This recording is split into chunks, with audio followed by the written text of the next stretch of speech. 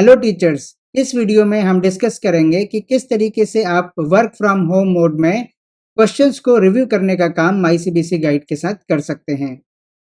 इसके लिए mycbcguide.com के होम स्क्रीन पर आप यहाँ स्टूडेंट डैशबोर्ड पर क्लिक करेंगे और फिर ये वेरीफाई करेंगे कि आपका रोल एज टीचर ही है। अगर ये स्टूडेंट या पेरेंट है तो आप इसको क्लिक करके चेंज कर सकते हैं। इसके बाद आप पेज को स्क्रॉल करेंगे और वर्क फ्रॉम होम मॉड्यूल में वर्क बोर्ड पर क्लिक करेंगे। इस स्क्रीन पर जो भी टास्क आपको माईसीबीसी गाइड की तरफ से असाइंड होगा, उसको आप यहाँ एक्सेस कर सकते हैं। तो अभी हम रिव्यू वर्क को देख रहे हैं, तो हम रिव्यू पर क्लिक करते हैं और यहाँ पर हमें 2 टास्क असाइन हुए हैं, क्वेश्चन बैंक रॉ और पैराग्राफ क्वेश्चंस के लिए। तो हम क्वेश्चन बैंक रॉ को एक बार ट्राई करते हैं। अभी हमारे पास टोटल 66 आइटम्स रिव्यू के लिए पेंडिंग हैं। तो हम यहाँ रिव्यू पर क्लिक करेंगे। ये क्वेश्चन प्रीवियस ईयर क्वेश्चन है और ये बेस चैप्टर कोल्ड वॉर से दिया गया है। ये सब्जेक्टिव टाइप का क्वेश्चन है जिसमें अंडरस्टैंडिंग और लॉन्ग आंसर टाइप 1 का फॉर्मेट दिया गया है और किसी टेक्स्ट बुक से अटैच्ड नहीं है। ये क्वेश्चन की आईडी है और जब भी कोई एरर या कुछ भी चीज़ आपको इस क्वेश्चन के बारे में हमसे बात करनी है, तो इस क्वेश्चन आईडी की आपको ज़रूरत पड़ेगी और ब्रैकेट में वो अमाउंट डिस्प्ले किया गया है जो इस क्वेश्चन को रिव्यू करने के लिए आपको दिया जाएगा। इसके तुरंत नीचे पूरा क्वेश्चन दिया गया है जिसको आपने पढ़ना है और रिव्यू करना है। फिर यहाँ पर उस क्वेश्चन का सॉल्यूशन है। सॉल्यूशन पार्ट में लिखा है chapter deleted from the text book. इसका मतलब क्योंकि ये चैप्टर टेक्स्ट बुक से डिलीट हो चुका है तो इसको रिव्यू करने की ज़रूरत नहीं है। आप इसको स्किप कर सकते हैं और स्किप करने से पहले ये क्वेश्चन आईडी आप हमारी टीम मेंबर के साथ शेयर कर दीजिए ताकि इस क्वेश्चन को हम बैकएंड से हटा दें। चलिए इसको स्किप करके अगले क्वेश्चन पर चलते हैं। अभी नेक्स्ट क्वेश्चन हमारी स्क्रीन पर आया जो कि इंडियन पॉलिटिक्स से है और इसमें क्वेश्चन दिया है और नीचे उसका सॉल्यूशन वन वर्ड आंसर है। क्योंकि ये very short answer type question है तो इसका आंसर बहुत छोटा सा ही है। इसके बाद नीचे अपलोड इमेज का ऑप्शन है। अगर इस क्वेश्चन के आंसर में आपको चेंज लगता है और आप उसको नोटबुक में लिख करके अपलोड करना चाहते हैं तो आप इस पूरे इंटरफेस को अपने मोबाइल डिवाइस पर ओपन कर सकते हैं और उसके बाद यहाँ अपलोड इमेज पर क्लिक करके उसकी फोटो यहाँ अपलोड कर सकते हैं। इसके बाद नेक्स्ट ब्लॉक है टॉपिक टैगिंग का। ये बहुत इंपॉर्टेंट ब्लॉक है और ये आपका टास्क है क्योंकि अधिकतर केसेस में आप पाएंगे कि हमने इसको अनकैटेगराइज करके छोड़ा है या फिर किसी और केस में कहीं पर आपको टॉपिक भी मिल जाएगा। बट आपको ये वेरीफाई करना है कि नीचे दिए गए टॉपिक में से ये किस टॉपिक में एग्जिस्ट करेगा। ध्यान ये रखिएगा कि एक क्वेश्चन एक से ज़्यादा टॉपिक में भी आ सकता है। उस केस में भी जो मोस्ट रिलेवेंट टॉपिक है उसी को आपको टिक करना है, एक से ज़्यादा टॉपिक को टिक नहीं करना है। बहुत ही रेयरेस्ट कोई केस होगा तो ही आप एक से ज़्यादा टॉपिक टिक करेंगे, बट 99.99% केसेस में आपको केवल एक ही मोस्ट रिलेवेंट टॉपिक टिक करना है। यहाँ इस क्वेश्चन के बारे में कोई हिंट या रिमार्क्स आप देना चाहते हैं तो वो यहाँ पर लिखे जा सकते हैं। अगर उस क्वेश्चन में कोई भी मॉडिफिकेशन किया गया है तो कितना % मॉडिफिकेशन हुआ है वो आपको यहाँ स्क्रीन पर देखने को मिलेगा।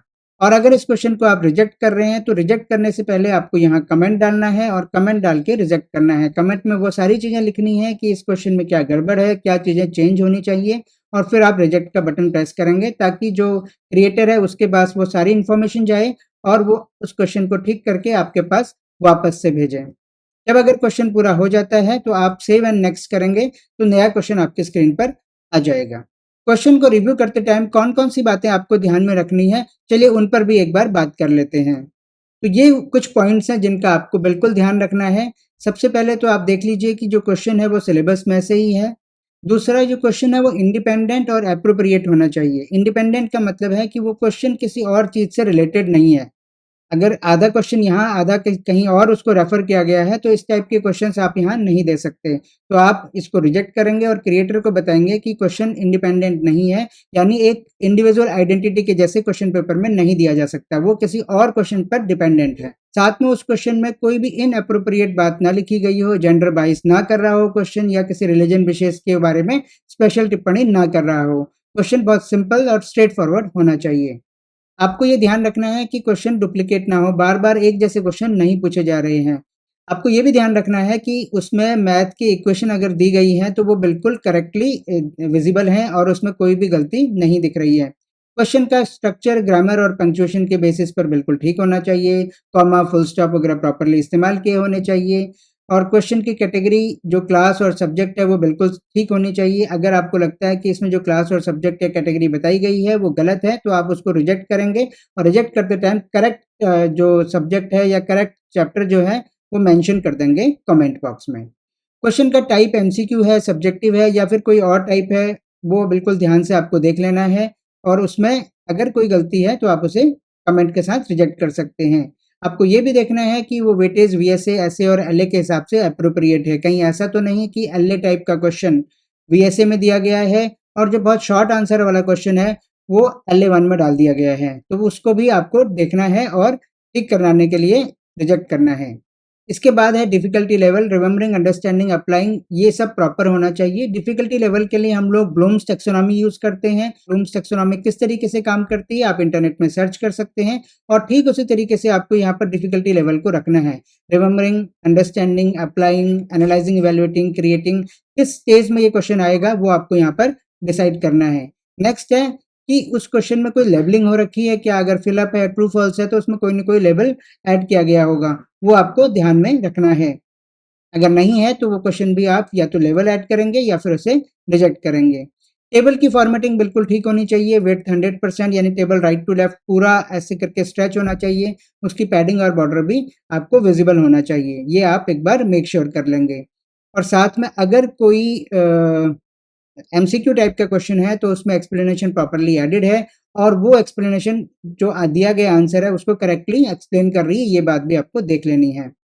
ऑप्शंस में ए एंड बी टाइप की चीजें ना लिखी हों, both A and B are correct, none of these correct, ये चीजें हमें नहीं चाहिए। यानी अगर कहीं पर both A and B are correct लिखा है तो आपको उसे वापस भेज करके ठीक कराना है, क्योंकि ये जो ऑप्शंस दिए गए हैं ये स्टूडेंट की स्क्रीन पर शफल होके आते हैं।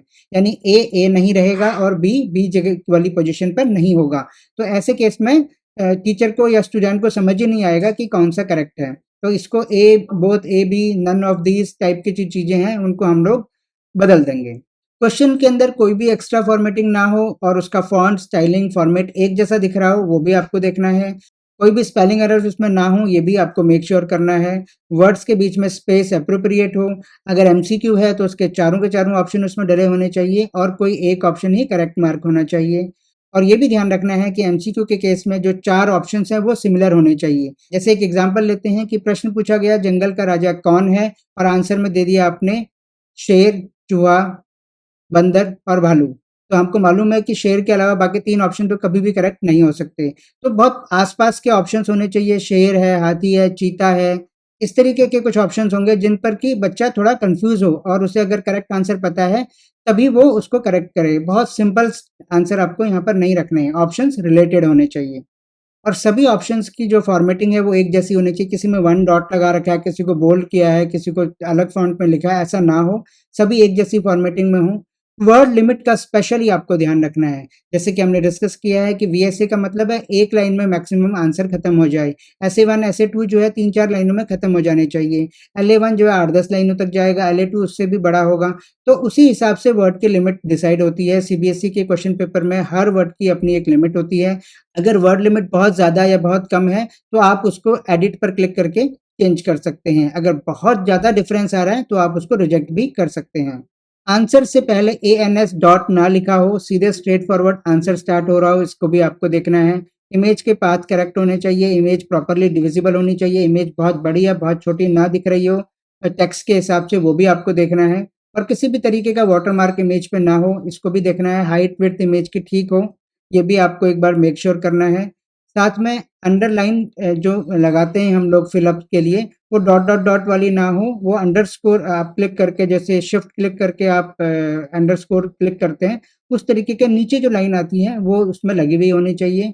जो नंबरिंग फॉर्मेट है वो भी आपको 1 2 3 या एबीसी के जैसे ही यूज़ करना है। ओवरऑल क्वेश्चन के रिव्यू वर्क में ना केवल आपको क्वेश्चन और आंसर को देखना है, बल्कि उसकी फ़ॉन्ट, स्टाइलिंग, फॉर्मेटिंग उन सबको भी ध्यान में रखना है, ग्रामर के एरर्स को भी ध्यान में रखना है और उसके बाद ही आपको सेव एंड नेक्स्ट करना है।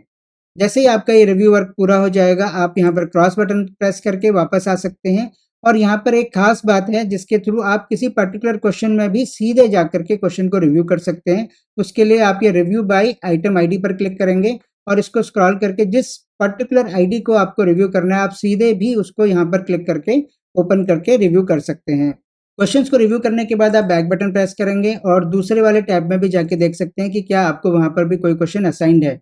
यहाँ पर दिख रहा है कि पेंडिंग रिव्यू 0 क्वेश्चन है। तो ये भी आप एक बार देख लेंगे कि और कुछ तो आपके लिए रिव्यू के लिए नहीं पड़ा हुआ। आई होप रिव्यू वर्क को लेकर के आपके जो भी डाउट्स हैं इस वीडियो में क्लियर हुए होंगे। फिर भी अगर कुछ रहता है तो आप हमारी टीम को कॉल कर सकते हैं या फिर हमें ईमेल भी कर सकते हैं। Thank you.